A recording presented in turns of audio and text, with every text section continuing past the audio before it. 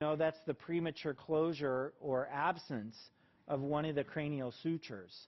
And as I mentioned before, the way the brain grows, it needs that space and that responsive skull growth to continue to grow normally.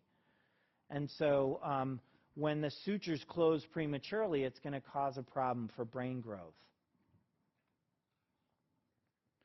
So I put it right after plagiocephaly because sometimes what happens if a single suture becomes bound up, then the head's going to grow in the axis that it has the ability to grow. So it may actually lead to plagiocephaly. Associated problems with craniosynostosis, ocular problems, neurologic problems, and then, of course, the most common is the increased intracranial pressure, which is obviously bad for everybody for any reason, but certainly bad for a baby whose brain is still growing. Sagittal sutures most commonly involved, and the definitive treatment is surgery. So one of the things you have to differentiate is secondary microcephaly from primary craniosynostosis. So is something happened that's arrested the brain growth, or have the sutures fused? So that's the basic question. And some of the easier ways to do it is to look at the brain. So if you have concerns about it, you want to get an image of the brain and make sure that it's developing normally. And then you can do some bone windows to look at the sutures to make sure that they're still open.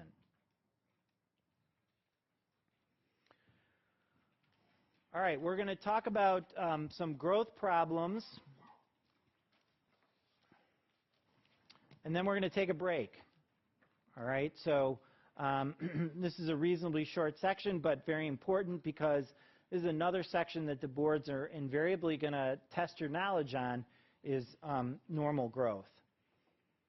So as I mentioned before, one of the most important things in your approach to these questions on the exam is to identify the pattern.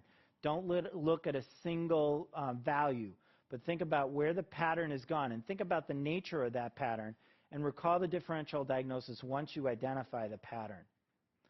So if the growth pattern occurs, the type of growth pattern that occurs when there's been a prenatal insult is what you would expect, right? All of those parameters tend to be down.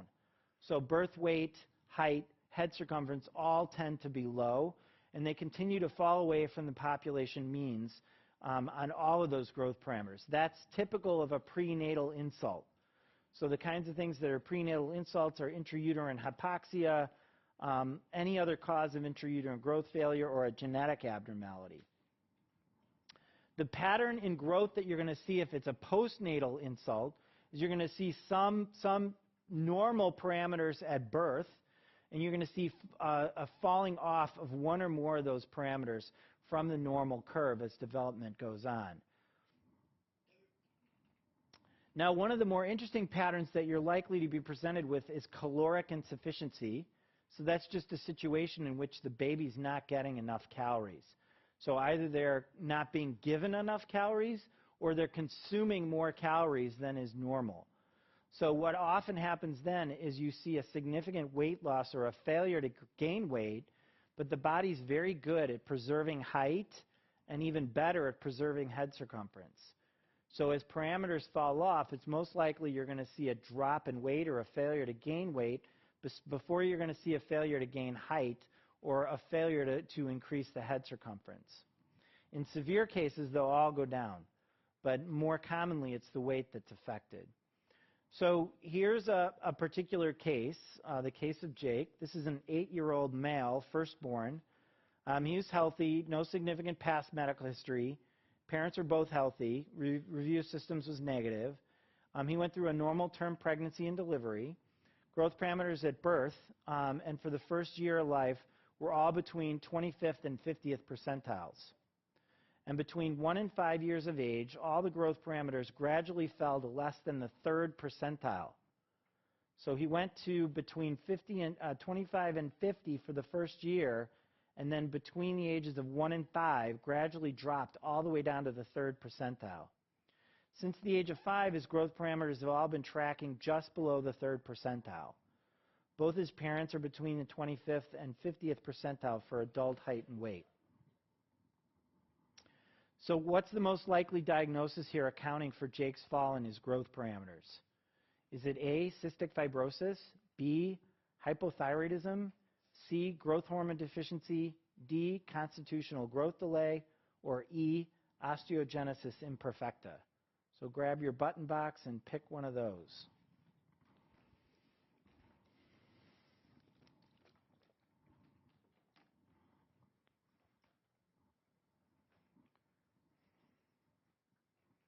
So excellent. So most of you recognize the correct answer. This is a classic presentation of what's called constitutional growth delay.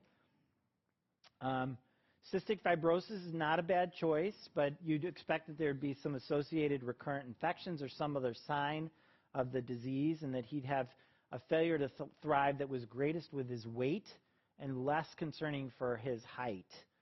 Hypothyroidism probably would have an earlier presentation. And growth hormone delay tends to lead to reduced growth parameters from birth rather than being born with normal parameters.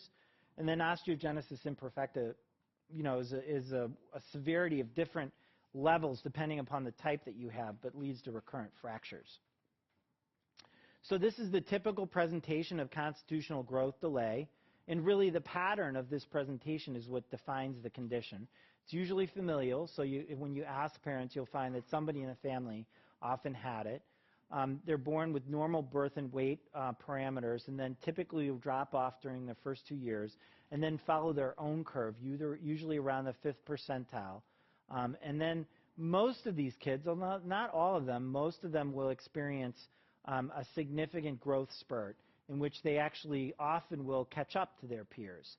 And some of them don't, but most of them do catch up, and so they're in that growth spurt then crossing back up through those percentiles. So we're going to shift to a little bit about bone age because you need to know how to measure that. And I've got a question for you here. For this particular patient with constitutional growth delay, what bone age would you expect?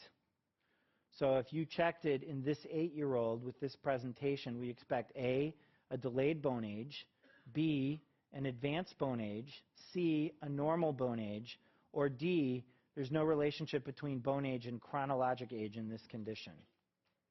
Should we pick one of those?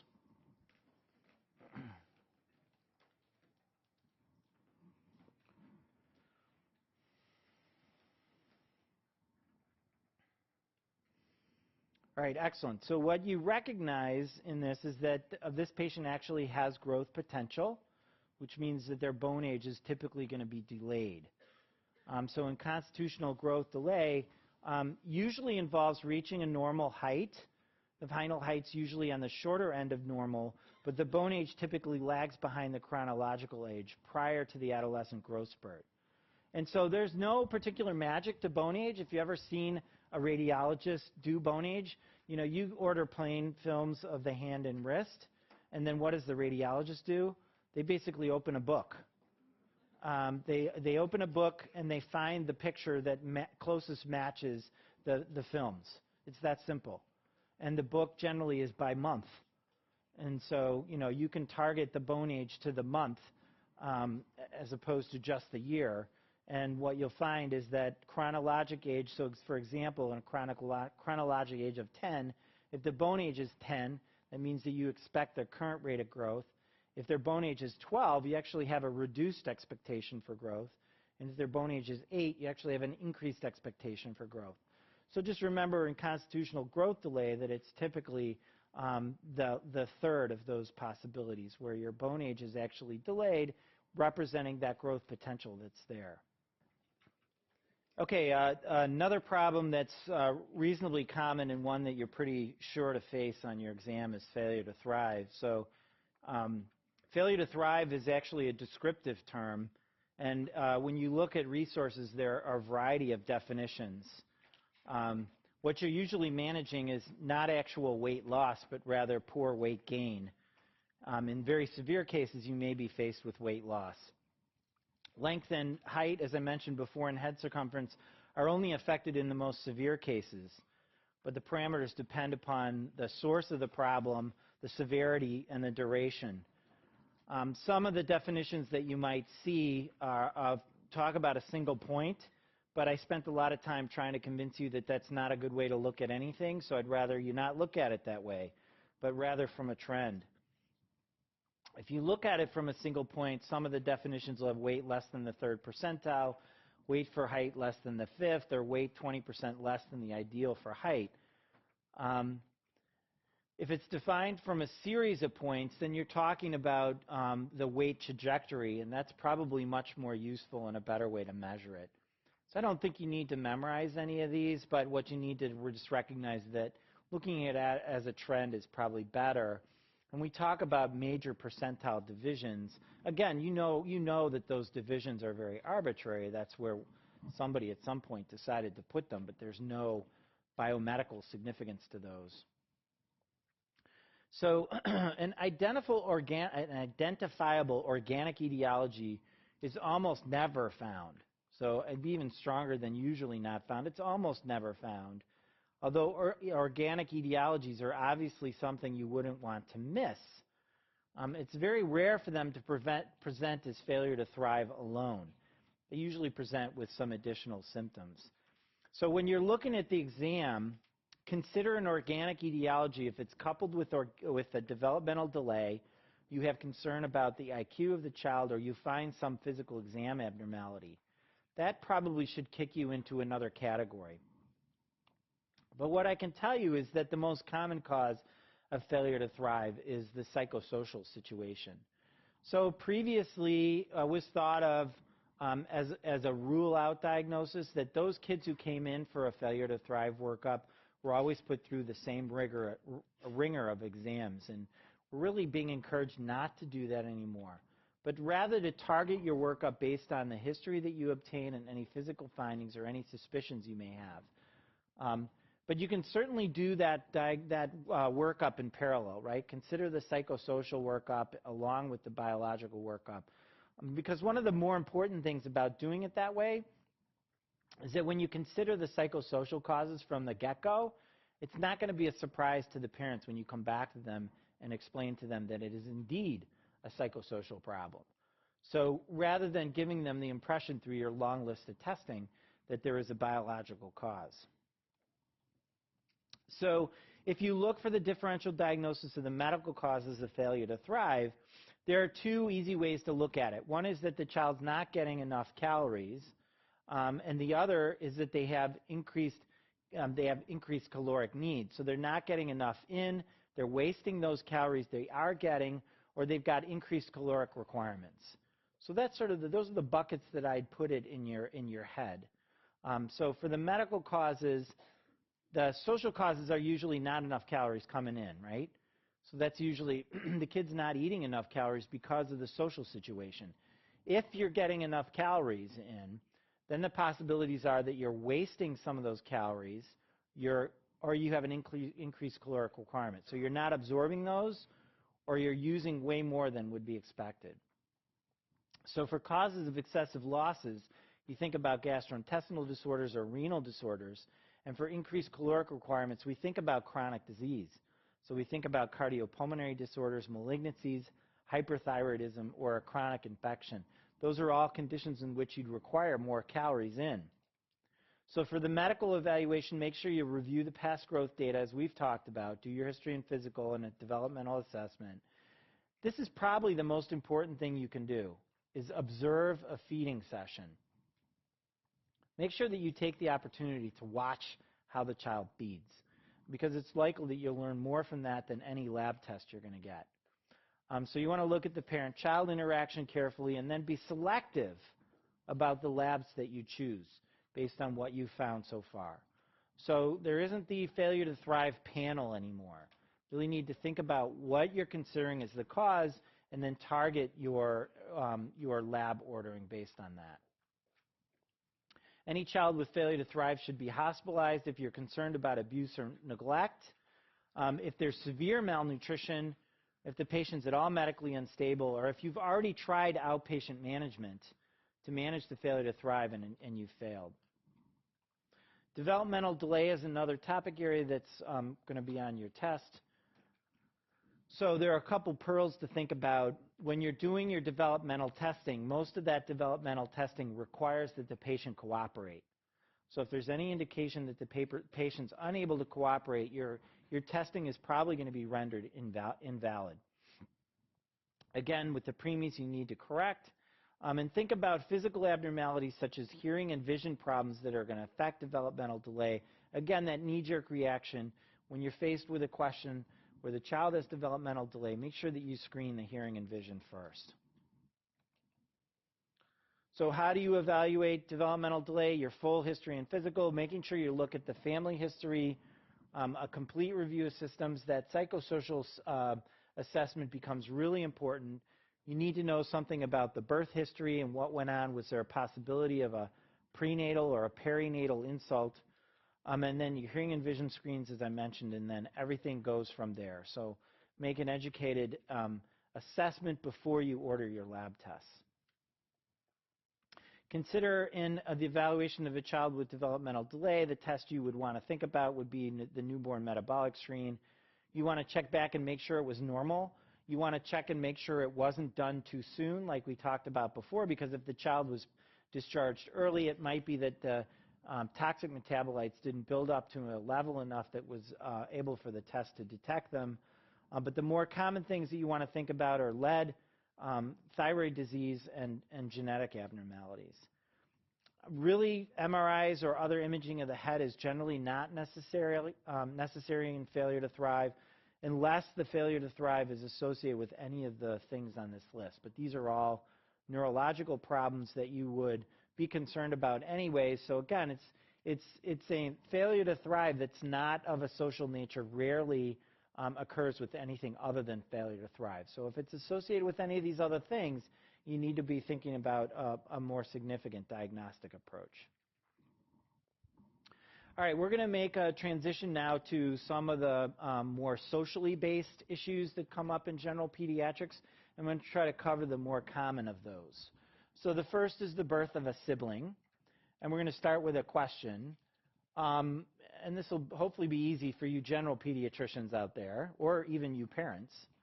Which of the following is the most effective way to minimize problems an older sibling will have with the arrival of a new baby? Is it A, move the older sibling into a new bedroom just before the arrival of the baby? B, avoid talking about the new baby to the sibling? C, discuss the importance of the new baby and why he or she will require special attention? Or D, ensure the sibling has special time alone with the father or another important person? Which of those is the best choice?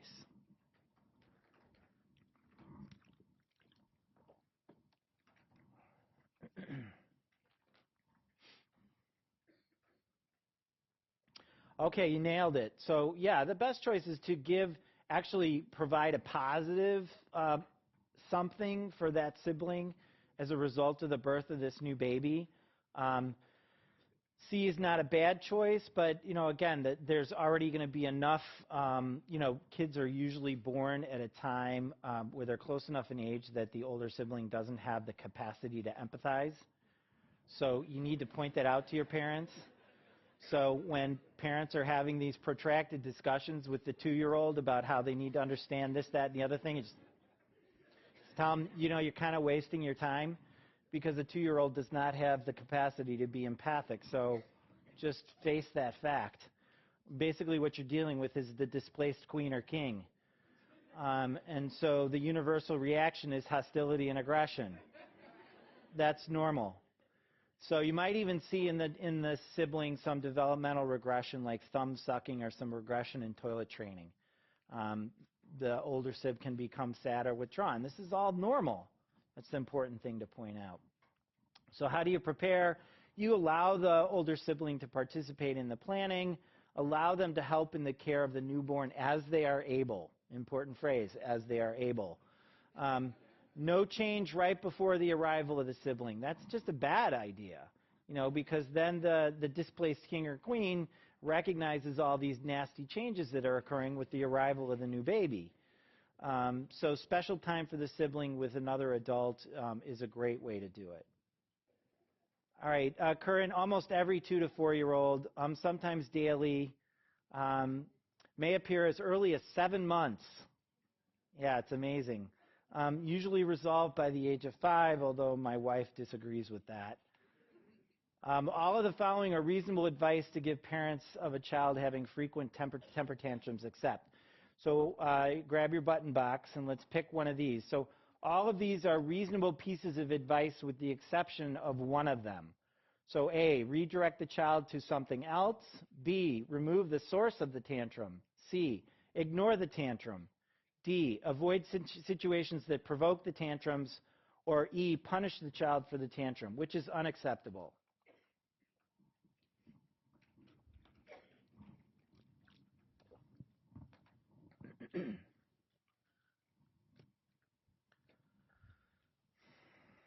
You guys are good. So, A through D are actually effective ways to deal with it. And I always admire that parent who's in the grocery store aisle with the kid, absolutely having a fit. And they're just totally ignoring them. And I'm like, you're doing it right, but I'm really glad that's your kid, not mine. All right, a little bit of sleep. Another question for you. The parents of a 6-month-old female come to you for advice on helping her sleep better. The parents describe that she has trouble falling asleep and wakes up several times in the night. The remainder of her history is unremarkable and her physical exam is normal. Which of the following is best advice to give? A, always place her in her crib awake. B, feed her right before putting her to bed. C, rock her until she falls asleep, then place her in her crib. Or D, move her to the parent's bed so she can be consoled more easily. Don't laugh. That was a good distractor. All right. So I guess it's A, B, or C.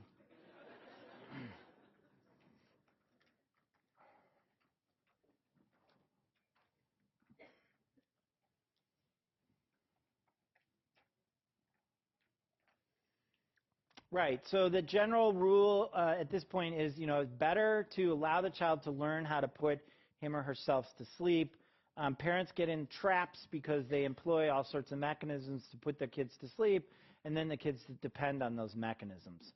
So, you create these problems, and the parents are usually the source. So with most sleep problems, that's true. So awakenings are a very common complaint. One of the thoughts is that a lot of this is misinterpretation on the part of the parents, that these are actually not awakenings, they're normal parts of sleeping, and the problem actually is the parents are intervening.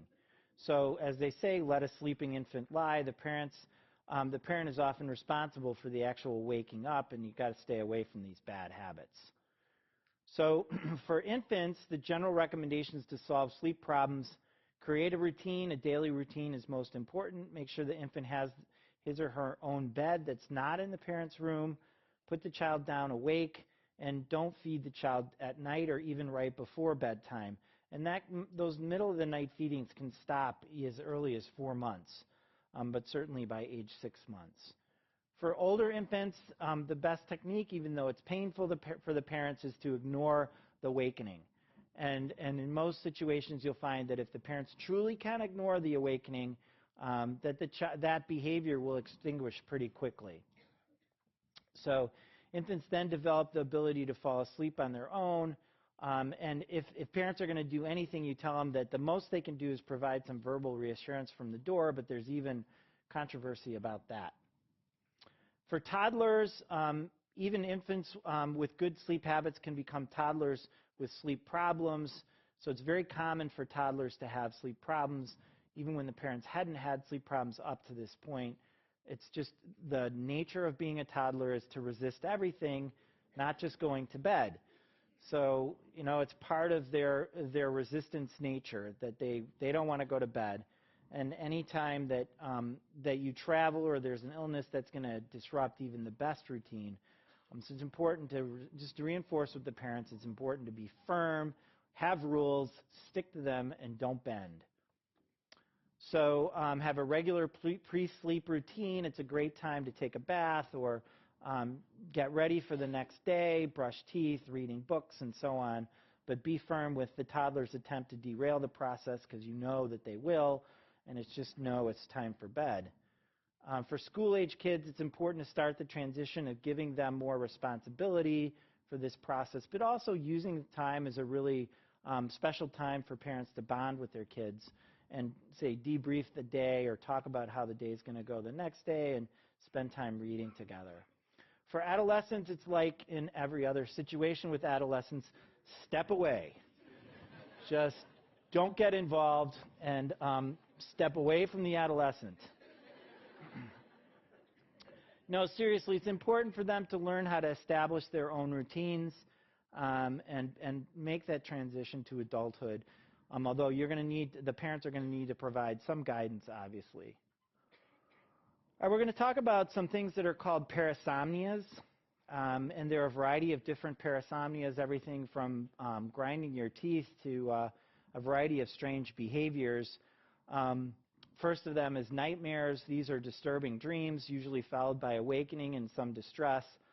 The child can recall the nightmare, usually peaks about 3 to 5 years.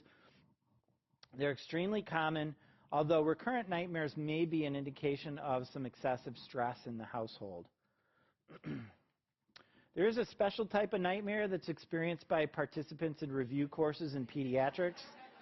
These nightmares generally involve falling asleep during the exam and waking up with only 2 minutes left, or discovering that you, in fact, got into the neurosurgery exam instead of the pediatric exam, or that you realized at the exam that you forgot to get dressed.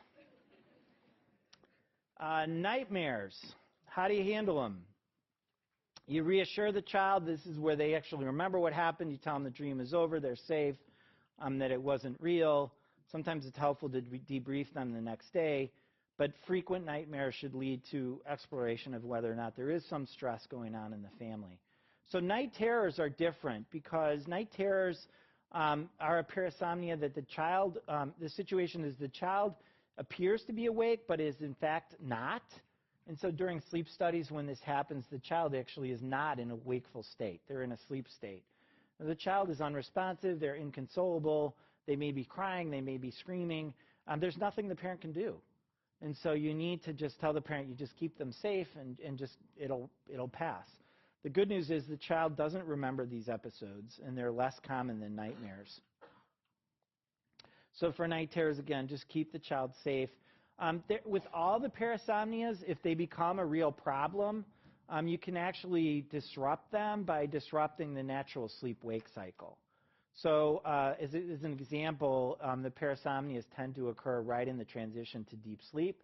And so what you want to do is disrupt that cycle. And so if the parent is having a really bad time with a kid who's having night terrors, for example, and they tend to occur at a certain time at night, that's because of their sleep cycle. So if they're going to bed at, say, 8:30 or 9, and their sleep terrors tend to be occurring around 11, what you can do is the parent can actually wake them up at about 10:30 or so and reset the cycle. You'd obviously rather not do that, but that is a way to prevent the terrors from happening. Sleepwalking, same kind of thing. The child appears awake, but in fact they're not. And the famous rumor with the toddlers, or especially the preteens, is wake somebody up while they're sleepwalking that they die or something horrible happens like that. Of course, none of that's true. And how do you handle sleepwalking is basically just ensuring the environment is safe.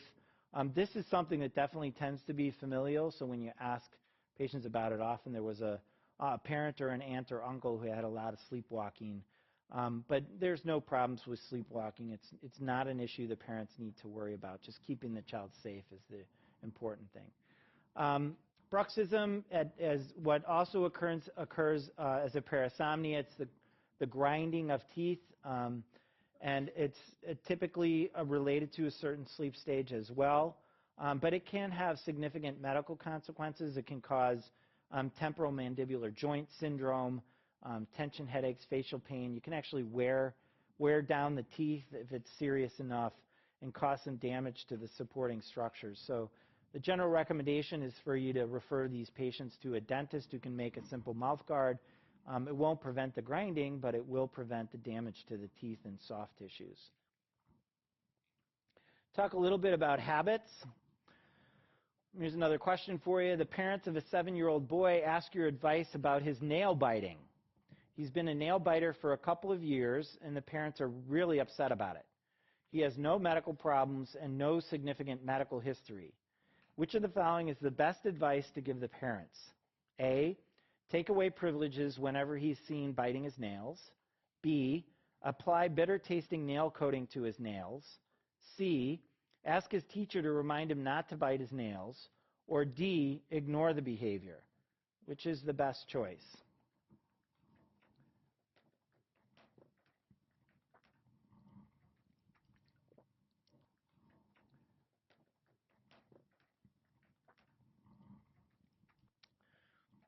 So D is the best choice, in fact, to figure out a way to ask the parents to, as much as they can, ignore the behavior. It's not always easy. The other things are choices that you could employ. The problem with A is if you just take away privileges whenever he's seen biting his nails, it may just cause him to go underground. B, the bitter tasting stuff actually can work. But the problem is you need to reapply it every time he bites his nails. And I probably C is probably the worst choice. I'm sorry for the 1% of you who picked it, but getting the teacher involved here probably is not going to be a good thing. So strategies to address habits. Parents tend to overreact. Universally, that's true. Instead, it's better just to ignore the behavior. There are attempts by parents to stop the behavior, often can lead to reinforcing it and just highlighting the behavior. So the best thing is to try to get the parents not to react so strongly, providing positive reinforcement when the kid's not engaged in the behavior, although some specific measures may work. Thumb sucking is another really common one. It's been documented in utero. It is very common, 20% of kids. Usually it stops on its own. So again, most of the time you don't need to do anything. It usually resolves. But usually cause no problem, but there are situations in when you can actually get the thumb sucker's teeth being affected as they develop, where the incisors are being pushed forward. In that situation, you can ask your dentist to help you out. They can develop a device that returns the teeth to the normal position and prevents that from happening. Okay, as I promised, we're going to talk about colic. And we'll start out with a question. The parents of a healthy 6-week-old boy report a pattern of crying consistent with colic. There are no other complaints and no other medical history. A complete physical exam is normal. How do you best explain colic, and what do you recommend to the parents? A, the cause of colic is unknown. Recommend a variety of interventions, hoping one works or one helps. B, an infant is experiencing abdominal discomfort due to formula intolerance. Recommend a trial of another formula. C, colic is caused by excessive bowel gas. Begin a trial of simethicone. Or D, the infant is constipated. Begin a trial of stool softener. Which is the best explanation of colic, and what do you recommend?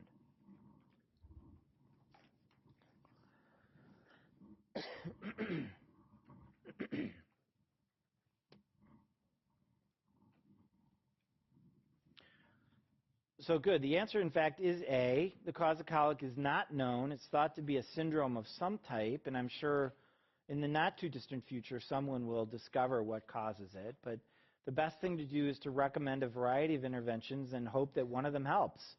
Often, none of them help. So that's the unfortunate reality. Normal amount of crying is important to remind parents. 2-week-old infant cries 2 hours a day on average. It's more than most parents realize, and it increases to 3 hours by 6 weeks, but then decreases to an hour a day by 3 months. And most of this crying occurs in the evening hours. There are some known features of colic. It's a syndrome of findings that's thought to be due to a specific condition, although nobody really knows what it is. There are theories that it might be maybe a hyper-irritable GI tract, or there's some other sensitivity.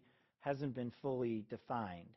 Characteristics are crying bouts that are paroxysmal, prolonged, and refractory. They're unexplained. They begin and end without warning. And so what's the most distressing thing? That parents can't do anything about it. So you reassure parents it's nothing they're doing. It's nothing they're doing wrong. It's a phenomenon that occurs, and it's hard to live through. The most important thing is for parents to have support mechanisms in place so that they can have others to help them care for their baby when they're colicky. But there are a variety of things that parents find works, right? You know, a variety of different noisemakers, putting them in their car seat and taking them for a ride in the car, you know, all sorts of things. You sometimes hear parents say, well, put them on top of the dryer. I don't recommend that, but sometimes you hear that that helps. So, you know, you have to allow parents, you give them some choices and say, these are things that some people find works, try them. So here are the rule of threes associated with colic: 3 hours a day, 3 days a week, for at least 3 weeks. You don't make the diagnosis before 3 weeks of age. You don't make the diagnosis after 3 months of age. So that is to say, when you're faced with this situation and it's after 3 months or before 3 weeks of age, you really need to be considering other possibilities. It occurs in 30% of babies and usually after 3 p.m. It's a lot of threes. All right, how do you treat? It's really difficult. Most improve by 3 months of age, but about a third persist to 4 months. So lots of reassurance, the parent's not at fault. Educate the parents a lot, make sure they have a lot of backup and help. When it's not colic, when its onset is greater than 4 months, any finding on history or on physical, you know, one of the things you always want to look for is what's called a hair tourniquet, right? So the baby gets a hair wound around its pinky. Boys can have it wound around their penis. I mean, you have to look for things that obviously might be causing pain. That's a totally different situation. If the cry is high-pitched, if the bouts are not daily, these are all things that you want to think about might be causing a syndrome other than colic. All right, recurrent abdominal pain, incredibly common. About a third of children report abdominal pain that lasts for 2 weeks or longer. There are a range of ages, but it typically occurs between 6 and 14, with a peak incidence between 7 and 10. And it's defined as pain that occurs at least 3 times in 3 or more months. It usually is described as around the umbilicus by the patient, and it can affect the activities of daily life. So it's a real pain. An 8-year-old girl here has recurrent abdominal pain. After a complete history and physical exam, you suspect a diagnosis of functional abdominal pain. Which of the following data is most important to collect before finalizing your diagnosis? So you have an 8-year-old, recurrent abdominal pain. Which of these things do you want to make sure you look at before making the diagnosis of functional abdominal pain? Is it A, a diet log, B, a white blood cell count, C, growth curves, D, abdominal x-ray, or E, report from school on possible problems? Which of those do you want before you finalize your diagnosis?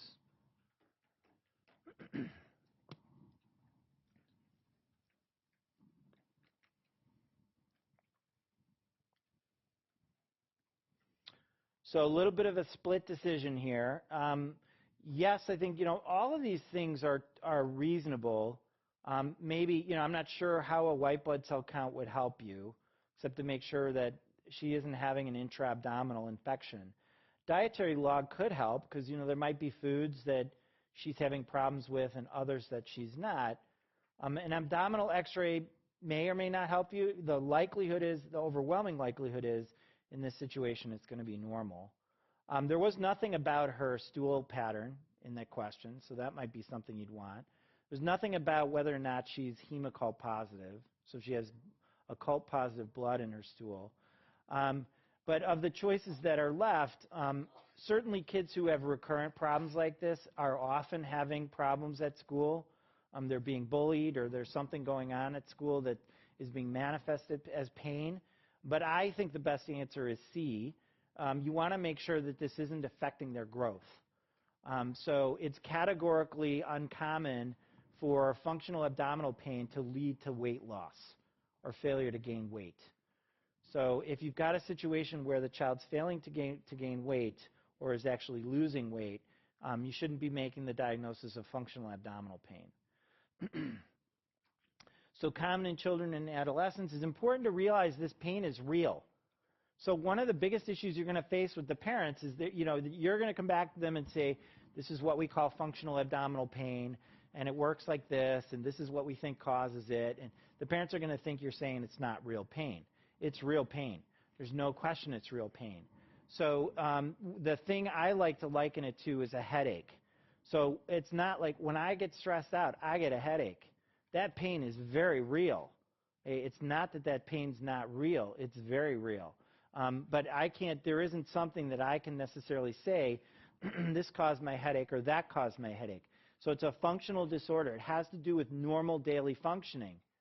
And it means that there's not something that's underlying this that's wrong. That's what's important to highlight. So requirements for the diagnosis: normal physical exam, stool's negative for occult blood, none of these signs or symptoms, involuntary weight loss, growth deceleration, vomiting, diarrhea, fever, family history of inflammatory bowel disease. Then you can say, okay, it's probably functional abdominal pain. Possible explanations: we already talked about stresses at school, a relative with a model. Some kids just have a temperament that when they get stressed out, they get abdominal pain. There could be secondary gain, getting additional attention, getting out of school early and such. But only 5% of children with recurrent abdominal pain are going to have an organic etiology. And those that are most common: constipation, cholelithiasis, gallstones, inflammatory bowel disease, pregnancy, always worth considering in an older child, UTI or lactase deficiency. But the goal of treatment, and this is really important, the goal of treatment is not to take away the pain. It's not to convince the parent that the pain's not real. The pain is very real. The goal of the treatment is to convince the child that he or she needs to continue to function on a daily basis in spite of the pain. All right, ADD and ADHD, another sort of hot topic these days, sort of how we manage this, how we diagnose it. Characterized by a short attention span, impulsivity, and overactivity if ADHD is involved. Again, another syndrome that we don't know the etiology. Good chance genetics are involved. There's been questions about whether it could be alcohol or toxins in the environment. Nobody knows for sure. What we do know is that well-controlled, extensive studies have shown it's not related to sugar intake, and it's not related to artificial sweeteners or flavorings. So the clinical findings fall into one of these 5 categories. The kids are very distractible. They tend to be impulsive. They have a hard time making sort of decisions that require reason. They're hyperactive. They have an inability to plan tasks, so they don't have the ability to sort of map out what they want to accomplish and the steps through which they want to accomplish it. And they tend to be labile emotionally. So the diagnostic criteria I've listed for you, but some of the things to recognize is that it needs to occur before the age of 7 in order for the diagnosis to be made, and the symptoms need to persist for more than 6 months. A really important one is it has to be in more than one setting. You cannot diagnose ADHD if it's only occurring at school. So that's an important thing to highlight. So 6 of these 9 criteria have to be present, and these you can assess, through questioning or there are lots of tools out there that you can use: parent questionnaires, teacher questionnaires, things to help you gather data. For the hyperactivity, impulsivity of the ADHD criteria, again, 6 of these 9 things, but they're generally things that can be assessed through history taking with the right sources. And generally, there's no lab workup indicated, although you might think about lead screening and TSH, depending upon whether there are other associated features or whether or not either of those are a concern for you. No EEG, no MRI. So treatment. The crux of treatment needs to be multidisciplinary. That is to say that there need to be lots of different people with different backgrounds involved in this child's treatment. So it's not something that a single person can treat successfully.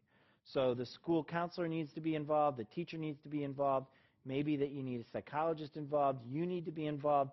So there are a variety of different people with different skills. It's a multidisciplinary approach. That's what works. Behavior management needs to be a part of it. That isn't to say that we think that this is a behavior problem. It's not. But what we do know is that these kids can learn adaptive behaviors. And so that's how you use behavior management to help teach them those adaptive behaviors. So it's helping them learn through positive reinforcement reinforcement of what kinds of things are going to work better for them, and timeouts for extreme bad behavior. Medication is beneficial to the majority of patients. As you know, stimulants are used pretty widely now.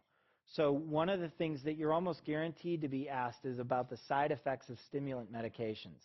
So you need to know the side effects of these medications, because it's surprising how many kids are on these medications now. So growth suppression and appetite suppression and insomnia are all common side effects of stimulant medications. So you need to be thinking about that in your follow-up with these kids. So you may not even be the one prescribing the drug, and that's okay, but you need to be aware of the side effects so that you can manage those. Interestingly, too, is that tolerance to these medications doesn't seem to develop in these kids. So what is tolerance? Tolerance is where you're taking a medication that in order to get the same effect, you need to gradually ratchet up the dose. And that doesn't seem to be true of the use of stimulant medications with ADHD. So most of these medications are medications that do develop a tolerance in other patients, but it doesn't seem to be occurring in this situation. All right, we're going to talk a little bit about a difficult subject that's also likely to come up on your exam, and that is child abuse. The 3 million cases of suspected child abuse reported every year in this country, and 1 million of those are substantiated. Child abuse leads to 1,500 deaths every year, and 2,800 children are abused every day. 5% of those who are under 18 have experienced some sort of child abuse. So this is a hugely significant problem. And statistics show that child abuse is the #2 cause of death in children in certain age groups, and it's secondary only to SIDS in those 6 months of age and younger. And there are many who believe that many SIDS deaths are the result of child abuse. And it's #2 in the age group of children between 1 and 5 years old, second only to accidents. And many believe that, in fact, many of those accidents are, in fact, the result of child abuse as well. So there is something to recognize called the battered child syndrome. It's a constellation of signs and symptoms. And it's usually fairly subtle, so it's often not recognized, or it's attributed to something like a viral illness. So you need to be very aware that this exists. And you need to be very aware that it needs to fall on your differential diagnosis of those kids who present with symptoms that are sort of nonspecific.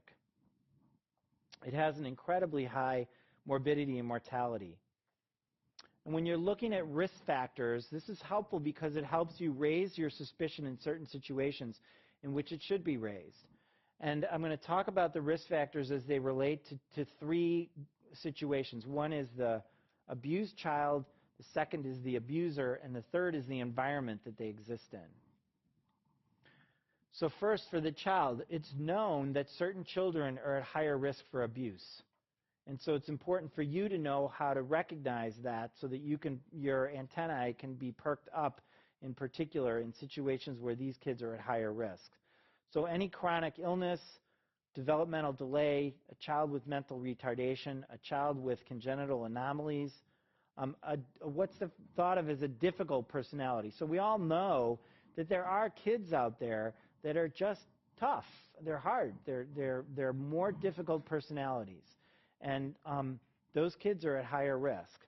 Adopted children and stepchildren are also at higher risk. Characteristics of the potential abuser that are associated with higher risk: a history of abuse themselves.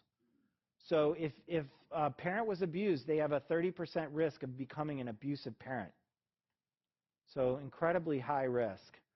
Little social support, unstable family situation, a young parent, or having multiple children all put you at higher risk. If you're argumentative, if you tend to be more violent or unstable, you're at higher risk. If you lack an emotional connection to your child, so this is the classic sort of textbook situation where even your students or your residents will come to you and they'll say, you know, it was just weird. The mother just didn't seem connected to that child. Emotional immaturity, that's where the parent may have so much emotional immaturity that they actually expect the child to do things for them or to give them gratification. Any involvement of alcohol or substance abuse, and then psychiatric illness. Two important facts to realize: abuse usually occurs in the home of the child, and the abuser is usually someone the child trusts. So when you're looking at the patient's history, there are some red flags that should go up. If there's a delay in seeking treatment, if there's a history that's inconsistent with the physical findings, so that's where you find a physical finding on exam, and there's no explanation for it in the history. A history that's inconsistent with the developmental stage of the patient, that's where you get a story from what happened that the patient's not capable of. Okay, so that's a situation where the parents or somebody is reporting that this is what led to the situation, and you know this child's not capable of that developmentally. If the story is conflicting, changing, or you get different histories from different people, or unexplained injuries. So another question, a 3-year-old boy presents with a burn. Which of the following burns was most likely the result of an accident? Is it A, splotchy burns on the chest and upper abdomen, B, a burn on the sole of one foot, C, 3 circular burns on the back, D, a hand burn with a clear line between the burn and the normal skin, or E, a burn on the buttock? Which of those are most likely the result of an accident?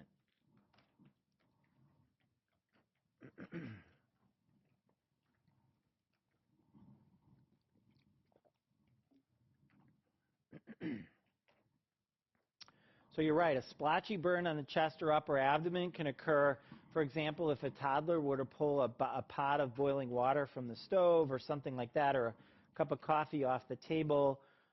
The other situations actually should be very suspicious for you to be concerned about child abuse. So any burn by location, the location of the burn is really, really important. And so it's unlikely that one is going to get burned on the back or on the foot, on the bottom of the foot. It's also unlikely that there would be a strong line of demarcation, what's sometimes called a stocking glove distribution, where you actually look like there's a clear line between the normal and the affected tissue, or a burn in a place where patients don't normally get burned. And those are all things that should worry you about child abuse. So pattern, circular, stocking glove distribution are areas that are usually protected. So one of the more common ways children present from child abuse is with inflicted skin injuries. So bruises, burns, cuts, variety of different things. And just by location, there have been some pretty good studies that have just looked at the location of the injury and whether or not the case was eventually proven to be child abuse. And it is likely that it's an inflicted injury when it occurs in these sites. So upper arms, trunk, upper anterior legs, sides of the face, ears and neck are actually one of the more common places. Genitalia or buttocks. Sometimes the mouth experiences inflicted injury. And then more likely accidental if it's occurring in these kinds of places. Because, you know, when you think about it, these are the kinds of places that toddlers and other kids actually do get hurt. So there tend to be the leading edges, things like shins and bony prominences, the lower forearms, and the forehead and the chin. Those are places where kids tend to get hurt through accidents. So even just the location of the injury can be helpful to you in raising suspicion for child abuse. So also recognize multiple stages of healing or multiple planes of injury. So as I say, if the bruises are brown, green, and yellow, those are all different stages of healing, and that indicates recurrent injury. Unusual locations, as I mentioned, pattern characteristics, if they're well demarcated, like linear, circular, or repetitive, not normal. Any injury in a non-walker, any type of head injury, skin, skull, eyes, mouth, brain, 50% of child abuse involves some sort of oral or facial injury. So over half the cases in these children. Any fracture in a non-walker should lead to suspicion. And again, any skin injury you should investigate. Fractures that specifically should raise suspicion, skull fracture, one of the most common fractures in abuse, a humerus or a femur fracture, especially if the child's under 1, any rib fracture that's from the grabbing of the child around the torso or from the application of blunt trauma. Any complex fracture often indicates that there are multiple vectors of force. So that's a situation where it's a bending and a twisting. That's not from an accident. Sexually transmitted diseases are by definition sexual abuse in a child. So that's with the exception, of course, of a congenitally acquired infection. And one of the problems is the signs of child abuse, this battered child syndrome. Many of these things are things that you would commonly find in children in daily practice. So what it really requires is for your suspicion to be raised. And so you need to use the combination of things that we just talked about to be concerned about any of these things that you see occurring in a child. Some of them obviously are more obvious than others. So, the mimicking of sexual behavior in a child is categorically abnormal. Problems with peer relationships, those are a little bit more difficult to interpret. So the take-home message is be suspicious. Shaken baby syndrome is something you might be asked a question about, and that's a clinical syndrome that's diagnosed with a constellation of findings. The question always comes up is, how do I know shaking a baby, like grandpa bouncing the kid on his knee, isn't going to hurt the baby? The point is that any witness who would recognize the situation that leads to shaken baby syndrome would know that this was a dangerous situation.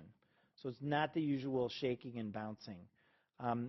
The problem is that the baby lacks head control, and so if the baby's grabbed around the torso and shaken back and forth, that the head goes back and forth without head control, and you get what's called contra coup injuries of the brain and rotational injuries within the head that lead to retinal hemorrhages, intracranial hemorrhages, but no evidence of external trauma. So there might be some bruising or some rib fractures or something like that, but when you see this constellation of findings, your first suspicion should be shaken baby. And the outcome is not good. So the early mortality rate is up to 25%, and up to 90% of those who survive have a life of disability. So for the test, maintain a high level of suspicion. Look for those flags that I gave you in the history and physical, and you should consider child abuse in every single injury. And when you're going to miss the question is if you pick the choice that says go ahead and set the bone and send the child home, when in fact the right answer is you need to invoke protective custody and get the Department of Child Services involved. So you need to always choose that answer that's going to protect the kid. So make sure you look for those flags because you don't want to miss a case of child abuse. We're going to talk about some common orthopedic problems. One of the most common is what's called benign limb pain, and I know you've all seen this because your patients complain of it, and you might actually have had a child who had it, sometimes called growing pains. Up to 10% of childhood of school-age kids get it. Typically it's at night. Often when they're going to bed, they complain that their legs just ache, generally ache. They don't point to the joint. They aren't able to localize the pain usually. Nobody knows what the cause is. It's usually bilateral. Patient describes it as sort of a deep aching pain. But you need to make sure the joint's not involved. There's no evidence of any physical exam abnormalities, and there's no inflammation around the joint or the limb. Differential diagnosis, there are lots of things that can do it, but the fact is that it's usually none of these things. But a stress fracture, especially in an athlete, so if you're looking at a kid who's really active, or Osgood-Schlatters disease, which we're going to talk about a little bit later, JIA, fibromyalgia, there are some other things that can do it, osteosarcoma or rickets, but these are very uncommon compared to benign limb pain. Almost a guarantee, I can almost promise you that you're going to get a limping toddler on your exam. I don't think I've ever known anybody who took this exam who wasn't faced with a limping toddler. So the most common diagnosis is transient synovitis, which is a viral illness. It actually follows the viral illness. The thought is that the virus provokes the production of an antibody that then reacts with the normal antigens on the synovium. So what you end up having is this basically an autoimmune reaction, inflammation within the joint, and the kid presents with hip pain. The differential diagnosis should include occult fractures and infections. If you're going to do imaging, if it's of the hip, the ultrasound is the best. If it's in the leg, X-ray is the best. But usually with the transient synovitis, it's in the hip. You may or may not even need an X-ray. The gold standard, of course, if you're considering septic arthritis or a bacterial infection within the hip, is to aspirate the hip. But there are a couple of things that can help you. So lack of weight-bearing fever and elevated CRP or ESR, those are both acute phase reactants, or an elevated white blood cell count. Those are all things that will help you decide if this, in fact, is an infected joint with a bacterial infection. All right, radial head subluxation. Very common injury, usually 1 to 4 years of age. Girls, for some reason, are at higher risk than boys. And although every one of us and probably most kids these days experience this activity, it's a setup. The most common story, actually, is that somebody was holding the toddler's hand, and the toddler went to stumble or fall, and the natural reaction of the adult is to jerk the arm up, right, to keep them from falling. And that's what leads to the subluxation. So it's a sudden traction on an extended pronated arm, and the annular ligament is moved away from the radial head and becomes trapped in the joint. You get the typical history usually, and the child comes in with the arm held close to the body with the elbow flexed and the forearm pronated, and they have a hard time supinating. It's usually non-tender, not painful. There's no external evidence of any trauma. You can make the diagnosis with your history and your exam. An X-ray is probably not going to help you much unless the history causes you to be worried about a fracture. This is a very accurate way to reduce the nursemaid's elbow. The only inaccuracy in the drawing, some of you might observe, is that avatar looks a lot older than the kid who's typically at risk. After reduction, typically the child will use the arm immediately. No further treatments necessary. A lot of education about what causes this. Refer if there are several attempts at reduction that fail or the child refuses to use the arm after the reduction.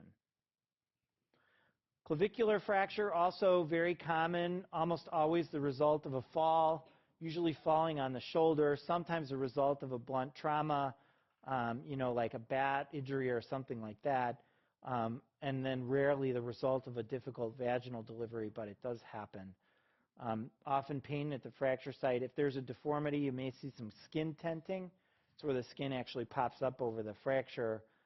You can make the diagnosis usually by history and physical, but a plain film helps as well. Fracture is usually apparent. And almost all cases, there's no surgery indicated. If there's significant displacement of the fracture, you may consider a surgical intervention, but even then, not necessarily. So some sort of non-invasive measures to help promote healing, some gentle shoulder exercises, and they all do fine. Congenital torticollis, child presents with a rotated neck. Usually between the ages of 2 and 4 weeks is when they present, and often there's been a breech presentation. So this is a representation of what it looks like. And nobody's sure of the etiology, but the proposed mechanisms involve malposition of the baby's head in utero. There's some evidence that there may be some injury to the sternocleidomastoid muscle, that this could impede some growth of the muscle and result in a contracture that then has the child presenting the way they do. You may notice some facial asymmetry. There may be some restriction of the patient's ability on the range of motion. The head may be tilted to the affected side, as you saw in the picture. You may actually be able to palpate sort of a mass in the muscle. But the diagnosis is usually clinical. You generally don't need any sort of other diagnostic modalities. You might do a cervical spine film to exclude underlying congenital abnormality or a subluxation at C1, C2. And the treatment is again, pretty benign. You can get a physical therapist involved. There are some stretching exercises. Rarely do you need to entertain any other possibilities such as surgery. So take a careful look at that picture.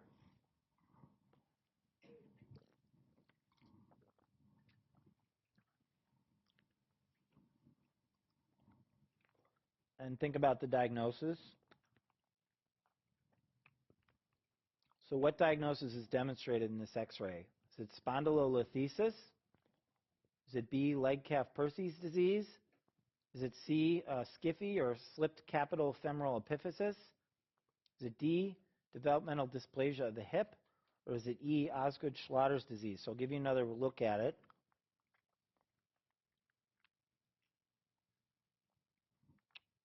Okay, and take a crack at it. Grab your button box and make a choice.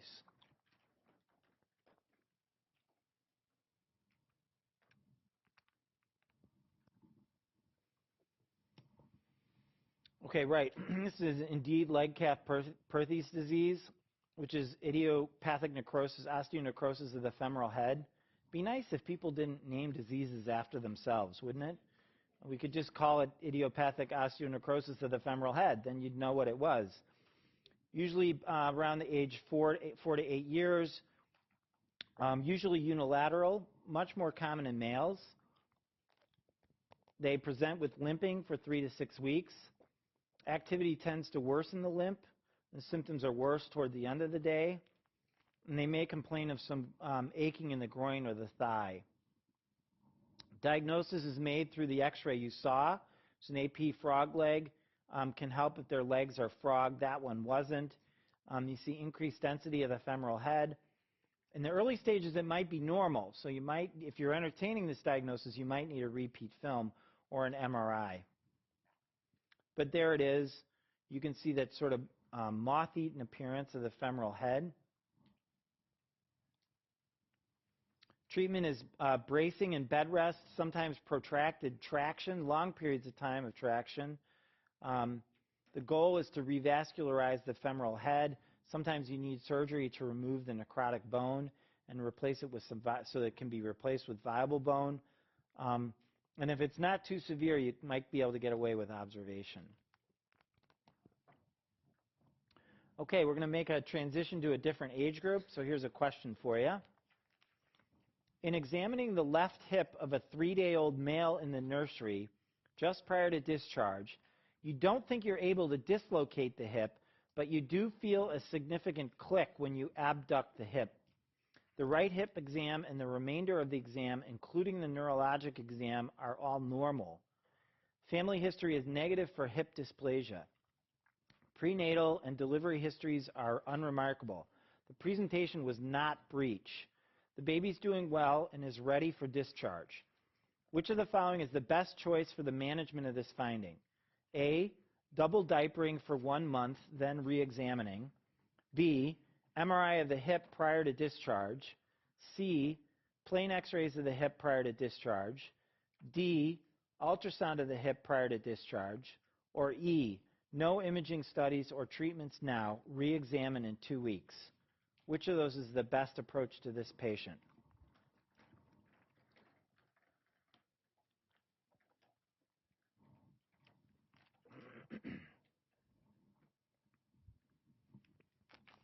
Okay, so you guys have read the guidelines. That's good. Ultrasound's not a bad choice, but actually follow-up exam with a click in 2 weeks is the recommendation. Developmental dysplasia of the hip is reasonably significant. And as you guys who examine these hips in the nursery know, there's a variety of spectrums of findings. The problem is that the disease affects the proximal femur and acetabulum. And the real problem is that the acetabulum does not have contact with the femoral head. So early diagnosis and treatment is important. In fact, there are some that believe that the large amount of adult osteoarthritis that exists may be partially the result of undiagnosed hip dysplasia in newborns. So it's this disruption of the contact between the acetabulum and the femoral head, and without that contact, then neither develops normally. So early development of the hip is critical to make sure that this system develops the way it's supposed to. So the object is to bring the femoral head in contact with the acetabulum. The screening maneuvers that you know about are the Barlow, which is the sign of exit, where when you flex the femur and adduct it with posterior directed pressure, you're able to actually dislocate the hip. And the Ortolani, which is an abduction and flexing of the femur, you feel a clunk as the femoral head is reduced and slides back into the right place adjacent to the acetabulum. So you're supposed to screen in the newborn nursery and then with every well visit until age 1. Clicks are generally benign. They're palpable. They tend to be higher frequency noises or feelings as you're stretching or snapping the joint capsule. And those usually actually resolve within 2 weeks. So the AAP recommendations now are to screen all newborns with Ortolani or Barlow. If it's negative, look at the risk factors. If it's positive, refer to an orthopedist without imaging. If it's equivocal, which many of them are, then repeat the exam in 2 weeks. And if it's positive, refer to orthopedics. If it's equivocal, then think about doing an ultrasound. If it's negative at 2 weeks, you can, again, consider the risk factors. And the biggest risk factors are the breech presentation, which was mentioned in the history. But others are being female, 4 to 8 times more common, having a family history, especially if your mother had it and you're a girl, that leads to concern. The breech presentation I talked about, multiple gestation, first pregnancy, high birth weight, oligohydramnios, and any other associated musculoskeletal disorder. But I put at the bottom just to remind you that only 25% of affected babies have any risk factor other than being a female. So although these risk factors are important to know and pay attention to, 75% of the babies aren't going to have any of them. And imaging, ultrasound of the joint space is best for less than 6 months, but after 6 months and certainly by 8 months, those spaces have ossified and it's better to get a plain x-ray. One of the other things the literature has shown is that ultrasound is very reader dependent, and so there's a lot of variability in the readings that you're going to get from your radiologists on the ultrasounds, less so on the plain x-rays. Complications, premature degenerative joint disease, which I mentioned. You can get the osteonecrosis of the femoral head and deformity or hip instability. And the goals of treatment, like I mentioned, is to bring that femoral head in contact with the acetabulum so that normal development can occur. And this is what's called the Pavlik harness. And you can see what that's doing is flexing at the hip and knee and pushing the femoral head into the acetabulum, so there's continuous pressure and contact there. Okay, guys, we're in the home stretch here, and we're going to talk about your favorite topic, which is development.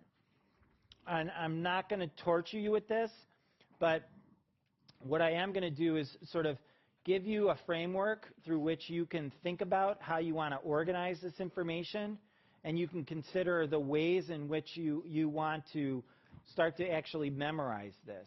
And again, if you can put it in a framework in your head and sort of pick the major milestones for each of the groups and in each of the age groups, I think you'll have a much easier time with it. And one of the better ways to do it is do a whole bunch of practice questions. So once you feel like you're starting to get the gist of it, then do a bunch of practice questions. If you do this, these questions are mostly gimmies. Okay, but it does take the investment of the time and energy to memorize all this stuff. So what I've done for you in the rest of the slides in the presentation is I've broken it down into these age groups, which is pretty typical for the board questions. So 3 months, 6 months, 12 months, and so on. And then I broke it down by task. So you can see the tasks by age over here: gross motor skills, fine motor skills, cognitive skills, language skills, social skills. So we'll go through a few slides, but I'm not going to kill you with all the slides because it's just memorization. And so pick out a few. So by age, by task, and think about how you're going to approach the question. One of the questions that came up in the break, which I think was a good one, is, are you thinking about sort of the upper end of abilities? Are you thinking about the lower end abilities? Are you thinking about the middle? The typical questions that I've seen have said, predict the age. So if the question asks you to predict the age of the child, you're sort of thinking about the average child. So typically they'll give you a couple tasks that the child can do and a couple tasks the child can't do, and you have to come to a decision about where you think the middle age is. And I think that's the best approach. So think about motor skills in a 3-month-old. You want to think about the fact that they can lift their head up when they're held, that they can grasp a rattle in the fine motor. So pick 1 or 2 things in each of these areas and just memorize it.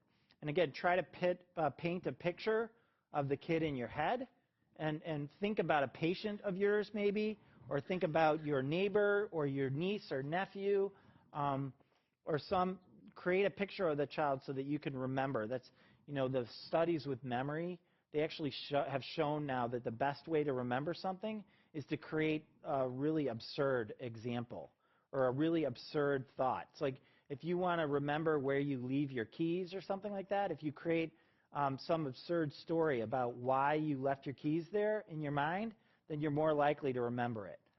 So by creating pictures in your mind, you'll have a much easier time remembering these things. So cognitive skills responds to the shaking of a rattle or bell. Language skills, cooing, responsive smiling. So the second one here at 3 months, responsive smiling is sort of classic. Being able to react to a peekaboo game. At 6 months now, the baby's able to hold the head steady when sitting in a sitting position. They can reach for an object as opposed to just hold it when it's given to them. They can physically shake a rattle. Open their mouth for a spoon when it's presented to them. 6-month-old will be babbling, will know familiar faces. And then 12-month-old, I always think of the 12-month-old, the ones that I think about are being able to drink from a cup, being able to feed themselves finger food. They develop the pincer grasp. I think about their ability to pull to a stand and cruise. I always associate that with 12 months. Being able to grab and pick up objects such as little toys. The cognitive skills, they can respond to their environment more now. Object permanence, you remember what that is? If a child has object permanence and you show them an object and then you put it behind your back, the child will look for it. A child who doesn't have object permanence, if that object is not in their sight, that object doesn't exist. So you show them an apple and then you put it behind their back, and to them the apple's gone. It doesn't exist anymore. So that's a child that lacks object permanence. But by 12 months, they have object permanence. So if you take something like that and you hide it, they'll actually look for it. Language skills, they're saying their first words at 12 months. They're able to raise their arms to be picked up and follow very simple commands. Sort of 18 months now, we're going from 12 to 18 months, a big jump. They can stack 2 blocks. They can walk without help. At this point, they're walking on their own. Cognitive skills, they're able to laugh responsively to a silly action. They can follow a 1-step command. In language, they'll have some simple words like hi and bye and please. They're able to bring a toy when asked to. They're able to play by themselves and have an interactive play by themselves.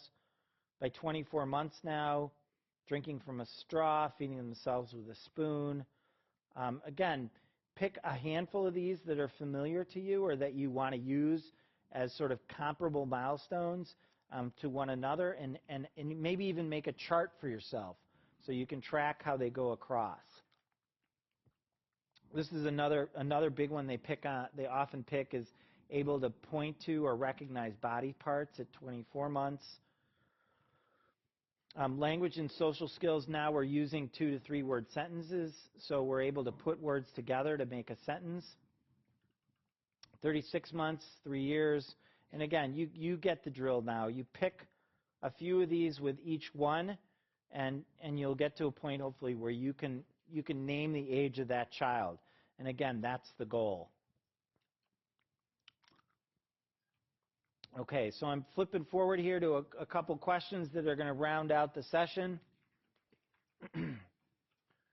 So this child can sit well without support. The child can pull to a stand and cruise. She can feed herself finger food, point to objects of interest, and raise her arms to be picked up. She knows when you hide her favorite toy under a blanket to look for it. She does not follow one-step commands, nor does she ask for things by pointing. How old is this child? Grab your button box.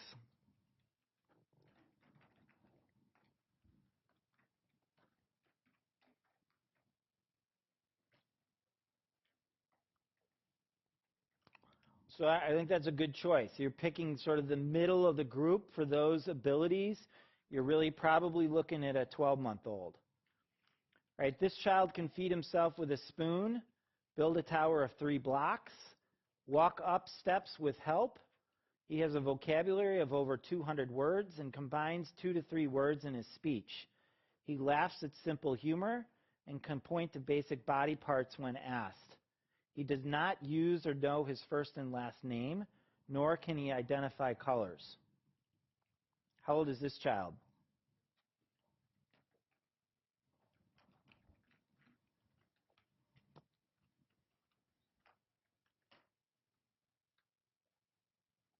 Right. So I as well picked 24 months, so I think that's the closest to the right answer. So I appreciate your attention and best of luck on the exam. Thank you.